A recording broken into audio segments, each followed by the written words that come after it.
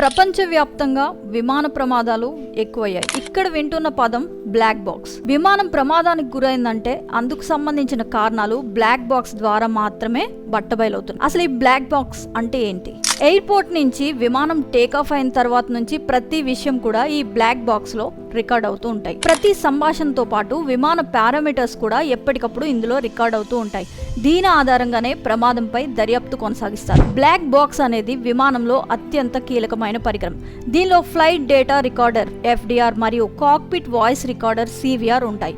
ఇది విమాన ప్రయాణ వివరాలు, పైలట్ల సంభాషణలు రికార్డ్ చేస్తూ ప్రమాదం జరిగినప్పుడు కారణాలను కనుగొనడంలో సహాయపడుతుంది. ఆరెంజ్ రంగులో ఉండే ఈ బాక్స్ 20,000 అడుగుల నీటి లోతు 1000 డిగ్రీస్ సెల్సియస్ ఉష్ణోగ్రతను కూడా తట్టుకునేంత బలంగా ఉంటుంది. బ్లాక్ బాక్స్ ను విమాన ప్రమాదం తర్వాత సులభంగా కనుగొనడానికి ఆరెంజ్ లేదా ఎరుపు రంగు ఉపయోగిస్తారు. ఈ రంగు నీటిలో లేదా శిథిలాల మధ్యలో కూడా స్పష్టంగా కనిపిస్తుంది.